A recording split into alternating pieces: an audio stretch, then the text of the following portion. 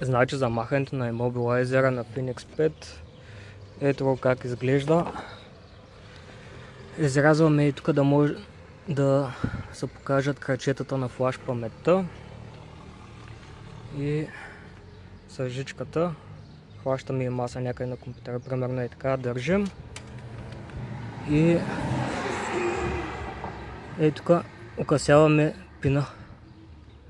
Като е хубаво да има втори човек или да записвате в колата, ще се чуи релето на горивната помпа да цъка и на имобилайзер лампата ще мига.